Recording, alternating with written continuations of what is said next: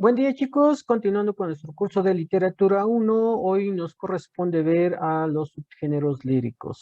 Ya hemos visto la sesión pasada lo que eran los subgéneros narrativos correspondiente al género narrativo. Hoy nos toca ver a grandes rasgos lo que es el género lírico con sus subgéneros líricos. Y bueno, siguiendo el esquema de los subgéneros líricos, eh, vamos a ver cuáles son las características principales que tienen estos textos para considerarse dentro de esta clasificación de los textos líricos. Y bueno, vamos a tener que, como veíamos en la parte de la función poética, vamos a decir que la función poética tiene que ver con los aspectos siguientes. Si lo recordamos en cuanto a estos textos, decimos que transgreden las normas gramaticales, ¿sí? Entonces, la función poética por lo regular va a tener esta característica de transgredir las eh, normas gramaticales. Sin embargo, a diferencia de lo que va a ser el texto narrativo, si lo veíamos desde un punto de vista, el narrativo, quien nos cuenta la historia, pues prácticamente va a ser el narrador, ¿no? En este caso, la función poética, quien nos va a transmitir esas emociones, decíamos, eh, va a ser el yo lírico. Ese yo lírico que nos va a transmitir la parte interior o la parte más sensible de un poeta. Entonces, cuando nosotros hablamos de este yo lírico, pues prácticamente estamos hablando de quien nos va a transmitir esas emociones. Por otro lado, recordemos que la función poética también tiene que ver con la representación del discurso, que en este caso, si nosotros hablamos de poesía, por lo regular nos referimos al verso. Sin embargo, en este caso, los subgéneros líricos también puede existir lo que nosotros conocemos como prosa poética, que es precisamente eso, prosa, que es el discurso lineal, como nosotros lo podemos considerar, pero tiene esos rasgos distintivos de dentro de esa prosa, existen algo que se llama entonación, un cuidado de las palabras para que se escuchen un poco más agradables, y por eso mismo utiliza las figuras retóricas para poder tener digamos, esa característica de la prosa poética. Digamos que es una prosa que se escribe de forma lineal, pero tiene una entonación y una pronunciación específica.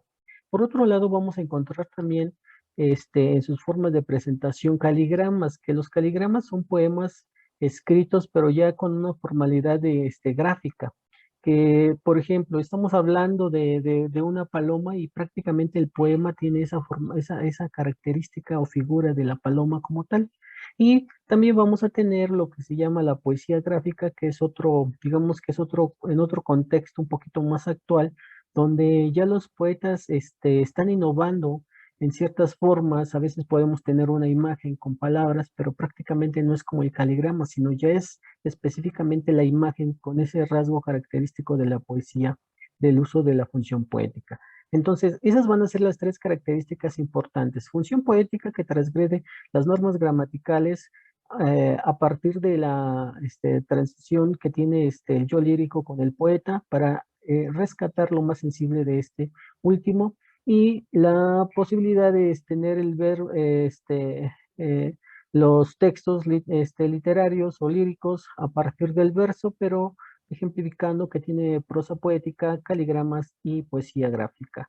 Y dicho esto, podemos decir entonces que es la forma en la que se transgreden las normas gramaticales y por eso estos tres manejan un uso del lenguaje literario, que recordemos el lenguaje literario tiene que ver con el lenguaje cotidiano y el lenguaje este, mucho más poético, ¿no? Que tiene que ver con un lenguaje connotativo que transgrede las ideas cotidianas.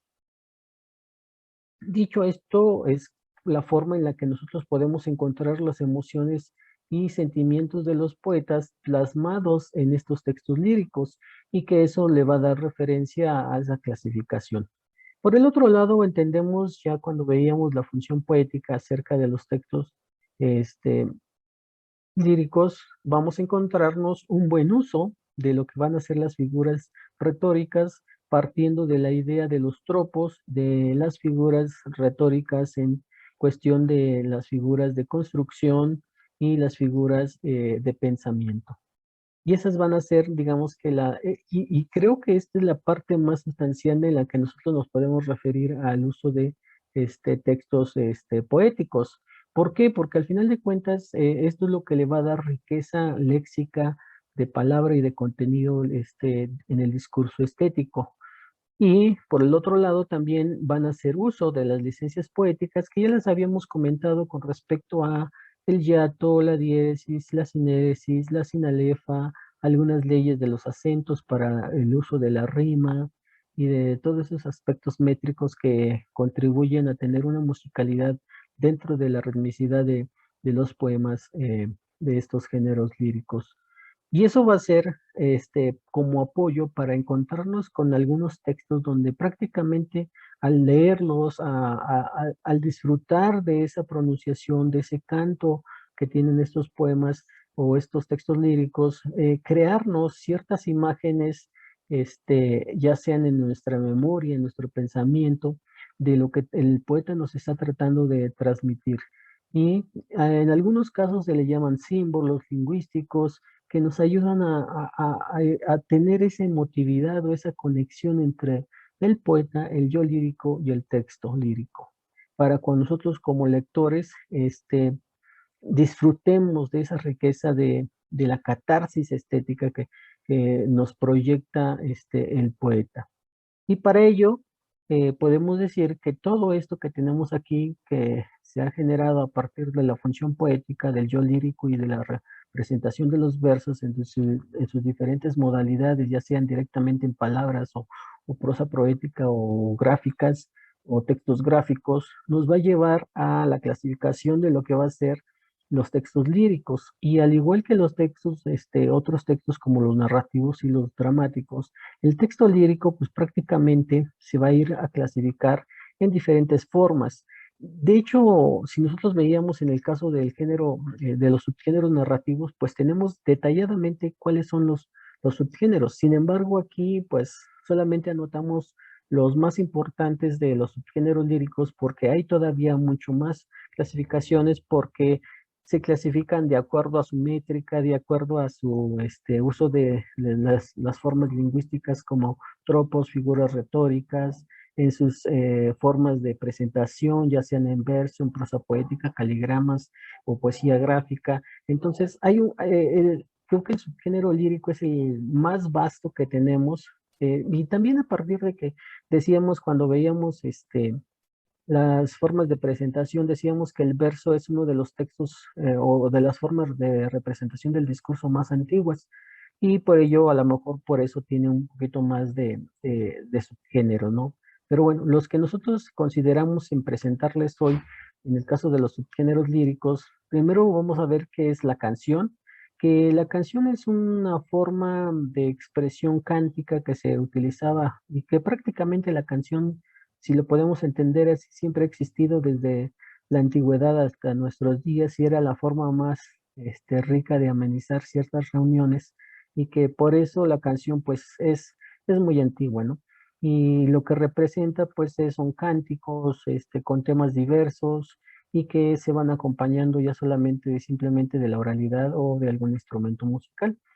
Ese es el caso de la canción. Para el caso de la elegía, podemos decir que la elegía es un subgénero que habla acerca de la muerte y de la vida de una persona, cuáles fueron sus características, sus valores, sus logros, y el dolor que se tiene por la pérdida de la persona.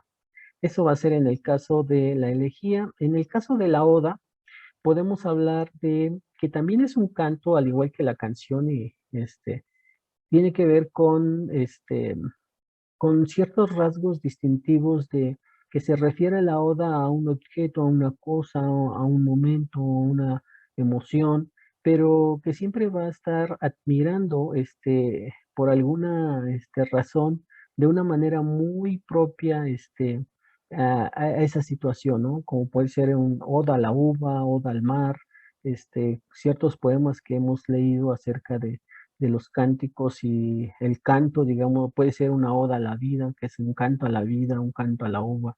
Entonces, es esa expresión que a veces nos encontramos con ciertos poetas o nosotros mismos nos gustan o nos agradan ciertas cosas y las admiramos y podemos escribirles una oda, ¿no? Una poesía de este tipo.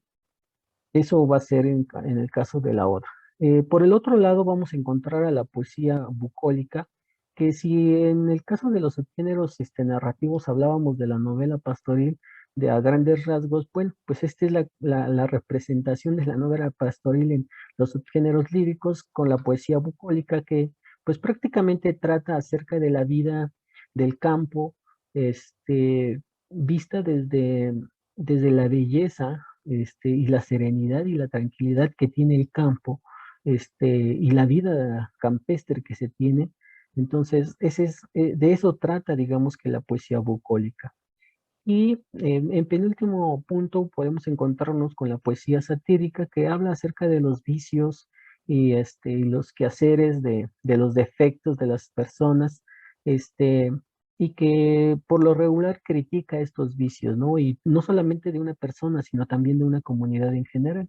Recordemos en la comedia, pues prácticamente es lo que se critica, ¿no? De una manera satírica, cómica, los vicios, humanos de los cuales se transgrede y se logra una imperfección de la vida cotidiana. Pues algo así parece ser que habla acerca de la poesía satírica con respecto a los defectos y de los vicios de las personas o de comunidades en sí, en su totalidad.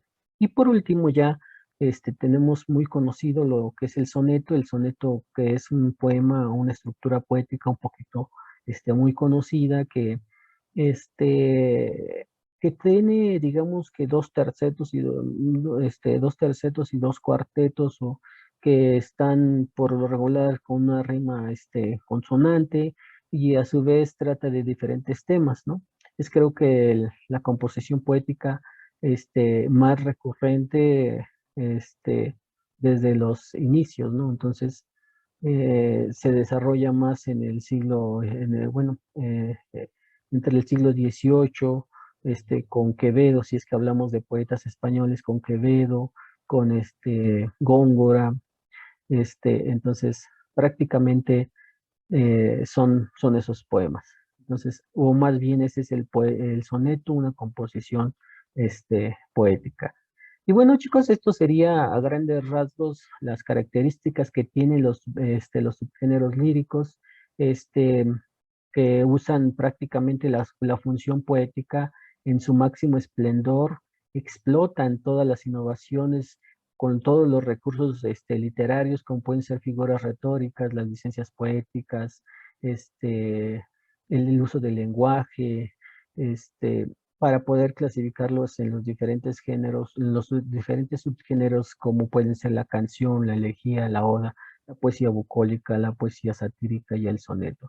Pero como les comentaba, no son todos, son, digamos, que los que yo consideré en anotarles, pero bueno, esto sería todo por el momento en el caso de los subgéneros líricos y nos vemos hasta la próxima.